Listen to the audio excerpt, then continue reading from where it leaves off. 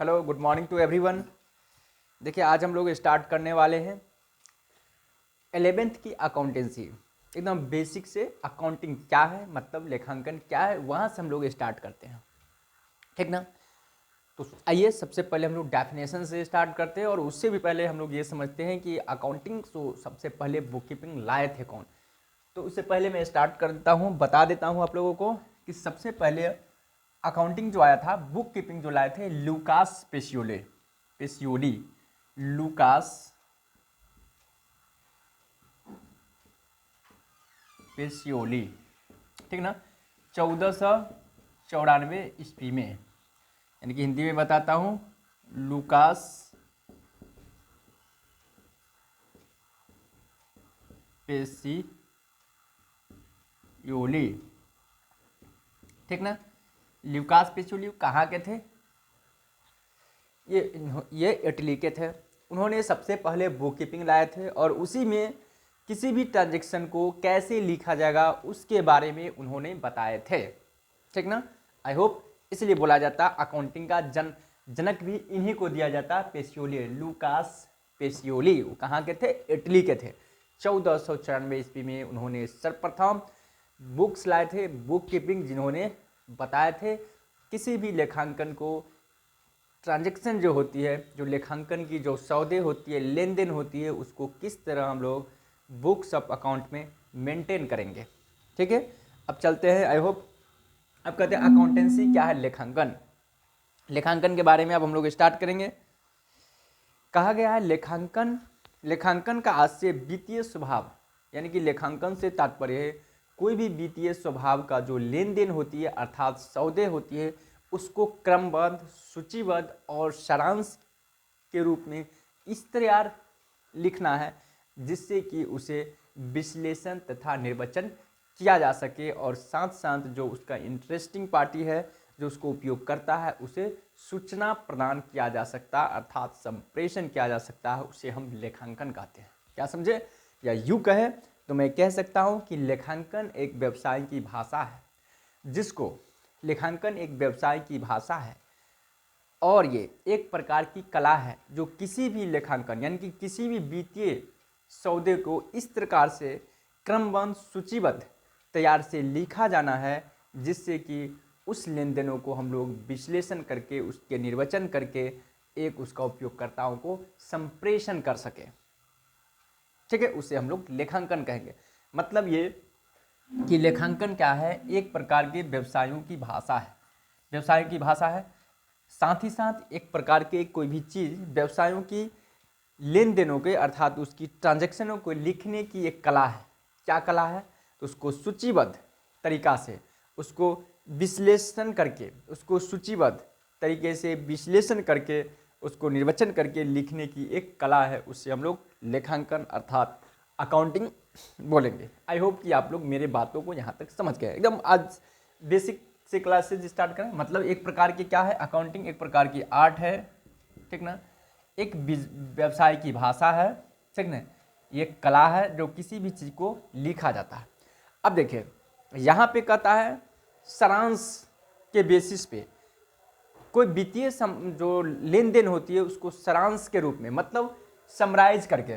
तो जो अकाउंटिंग में एक जो आर्ट है लिखने को, किस बेसिस पे लिखते हैं? आर्ट जो एक समराइज फॉर्म है, ठीक ना, समरी के रूप में, SUMMARY, समरी, विश्लेषण।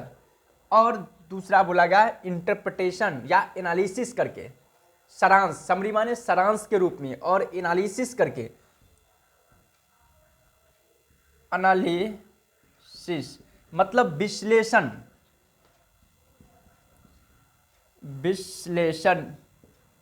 बहुत मजा आएगा, हम लोग स्टार्ट से क्लासेज करेंगे। हाँ सर बताओ, एकदम बेसिक क्लासेज है लेखांकन क्या है, चूंकि अभी तो हम लोग 11th में हैं, अभी हम लोग सिर्फ समझना है कि अकाउंट क्या है। एकदम बेसिक से चलेंगे, एकदम इंटरेस्टिंग, किसी प्रकार के बोरिंग नहीं लेना है। यस सर, सही बात है, एकदम अच्छे समझना है, धीरे धीरे स्लोली समझनी है, ताकि किसी प्रकार को हम लोग को इशू ना हो, ठीक है सर। आगे बढ़ो। समरी के बेसिस पे, मतलब सारांश के रूप में, इसका मतलब क्या होता है? सारांश। मैं यहाँ पे लिखवा दे रहा हूँ, सारांश, देखेंगे एकदम वाटर की तरह है। समराइज फॉर्म का मतलब ये हुआ कि कोई भी बिजनेस का जो ट्रांजेक्शन होगा वो ट्रायल बैलेंस, ये ट्रायल बैलेंस बनाई जाती है। ट्रायल बैलेंस मैं बाद में भी बताऊंगा क्या चीज होती है बैलेंस, ट्रायल बैलेंस।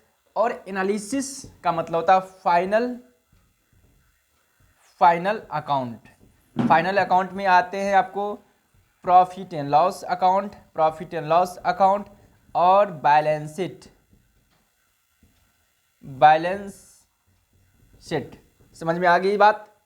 यानी कि क्या समझे कि लेखांकन, एक बार और मैं रिपीट कर रहा हूं, लेखांकन एक व्यवसायों की भाषा है जो कोई भी वित्तीय सौदों अर्थात लेन देनों को इस प्रकार लिखने की कला है जिससे उस ट्रांजैक्शन को, उस लेन देनों को सूचीबद्ध, क्रमबद्ध और एक सारांश के बेसिस पे इस प्रकार से प्रस्तुत करने का एक कला है जिससे कि उसको विश्लेषण हो सके और निर्वचन हो सके। बातें समझ में आ गई? इसका मतलब क्या है, accountancy is art of recording, इस प्रकार से एक लिखने की कला है। तो लिखने की कला जो है रिकॉर्डिंग ऑफ ट्रांजैक्शन। तो देखिए ये तो समरी हो गया। रिकॉर्डिंग में आपको आएंगे जर्नल, ठीक ना। जर्नल जो होगा आपको डे बाय डे बनाई जाती है, क्रोनोलॉजिकल ऑर्डर है। पहले आप समझेंगे क्या क्या होते हैं। जर्नल होती है, ठीक ना, कोई भी चीज को लिखी जाती है जर्नल में, मतलब रिकॉर्ड किया जाता है। जर्नल में क्या करते हैं, रिकॉर्डिंग क्या चीज, एनी फाइनेंशियल ट्रांजैक्शन, उसको हम लोग बोलेंगे जर्नल एंट्री। जर्नल एंट्री में हम लोग रिकॉर्ड करते हैं, जर्नलाइज करते हैं, उसके बाद उस जर्नल से हम लोग क्या करते हैं, पोस्टिंग करते हैं। कहाँ पे, लेजर में, ठीक ना। तो इसका मतलब रिकॉर्डिंग जो ट्रांजैक्शन है, किसी भी लेन देनों को लिखने की जो कला है, किसमें लिखा जाता है, जर्नल अर्थात रोजनामचा। उसके बाद उस लेखांकन को सारांश के फॉर्मेट में लिखने की मतलब हुआ ट्रायल बैलेंस बनाते हैं। उसके बाद उस चीज़ को हम लोग एनालिसिस करेंगे, उसको बोलेंगे फाइनल अकाउंट, जिसमें आता है profit and loss account and balance sheet. I hope कि आप लोग समझ में आ गया होगा। जो भी अकाउंट से रिलेटेड जो बेसिक जानकारी लेना चाहते हैं उनके लिए काफ़ी एक ट्रिविया क्वेश्चन है। अब ये देखेंगे अकाउंटिंग करने से फ़ायदा क्या है, एकदम बेसिक ही है। मतलब इस चीज़ को जब हम लोग लिखेंगे तो इसका एडवांटेज क्या है, मतलब लेखांकन को फ़ायदा क्या है, ठीक ना, हम लोगों को। तो पहला इसका एकदम बेसिक से चलते हैं। पहला फायदा है लाभ हानि को जानकारी प्राप्त होती है, ठीक ना। व्यवसाय को कितना लाभ हुआ या कितना हानि हुआ, इस चीज को जानकारी के लिए लेखांकन की फायदा है। ये क्या है, लाभ, एडवांटेज या फीचर्स कह सकते हैं, एडवांटेज फीचर। दूसरा क्या है, वित्तीय स्थिति को जानकारी मिलेगा। वित्तीय स्थिति की जानकारी,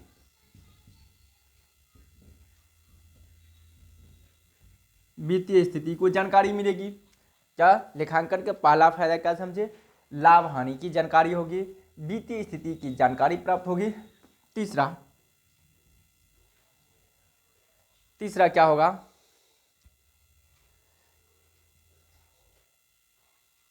उसके बाद कहता आर्थिक निर्णय में, आर्थिक निर्णय,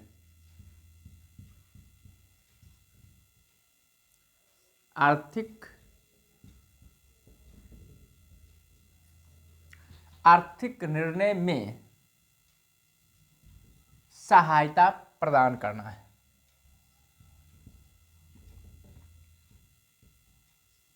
सहायता प्रदान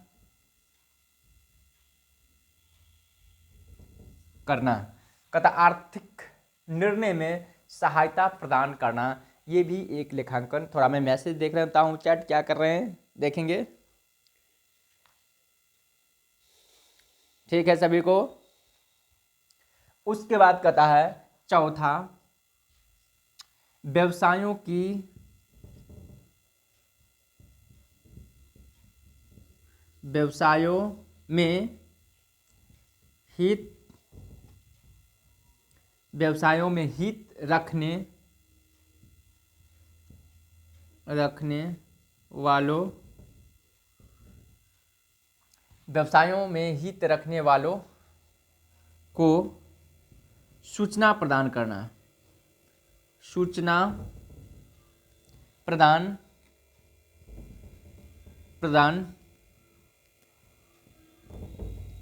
करना, व्यवसायों में हित रखने वाले को सूचना प्रदान करना। उसके बाद कानून के समय साथ साथ कह सकते हैं कानून के रूप में भी एक एविडेंस का रूप में काम करना, ठीक ना। इसको कह सकते हैं कानूनी आवश्यकताओं को पूरा करना, कानूनी आवश्यकता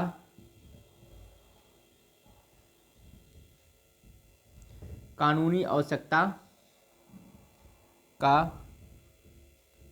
पूरा करना, कानूनी आवश्यकताओं को पूरा करना। इस तरह से लेखांकन का एडवांटेज है। फिर मैं अगली क्लास लेके क्या समझे कि लेखांकन से फायदा लाभ हानि की जानकारी मिलेगी, दूसरी वित्तीय स्थिति की जानकारी मिलेगी, तीसरी आर्थिक निर्णय में सहायता प्रदान करेगी, व्यवसायों में हित रखने वालों को सूचना प्रदान करना। व्यवसायों में हित रखने वालों को सूचना प्रदान करने का मतलब क्या है, जो व्यवसाय से इंटरेस्ट लेती है, जैसे ओनर को सूचना प्रदान करेगी। ओनर का मतलब जो मालिक हो सकता है, कोई एम्प्लॉय हो सकता है, कोई लेंडर हो सकता है, कोई क्रेडिटर हो सकता है, कोई डेटर हो सकती है, गवर्नमेंट हो सकती है। इन सारी पर्सन क्या है, व्यवसाय में हित रखता है, मतलब स्टेक होल्डर कह सकते हैं। कहीं ना कहीं डायरेक्ट या इनडायरेक्ट रूप से वो भी बिजनेस में इन्वॉल्व है। क्यों? क्योंकि गवर्नमेंट इसलिए जानकारी प्राप्त करती है क्योंकि वो जानना चाहती है कि भाई आपको at the end of year में आपको कितना प्रॉफिट हुआ, तो मेरे को आपने टैक्स पेमेंट किया कि नहीं।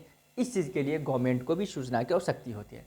उसके बाद कहते हैं कानून की आवश्यकताओं को पूरा करना है। कानून की आवश्यकताओं के पूरा करना का मतलब ये कि व्यवसाय में सभी लेन देनों को यदि क्रमबद्ध सूचीबद्ध तरीकों से यदि हम लोग लिख करके रखेंगे, जिससे कि कानूनी किसी प्रकार के समस्याएं उत्पन्न हो जाए, किसी प्रकार के आपस में डिस्प्यूट हो जाए, आपस में किसी प्रकार को केस मुकदमा हो जाए, तो इससे निपटने के लिए व्यवसाय में क्या होगा, प्रूफ के रूप में काम करेगा। इसलिए ट्रांजैक्शन को हम लोग लिख के रखते हैं, इसलिए लेखांकन भी आवश्यक है।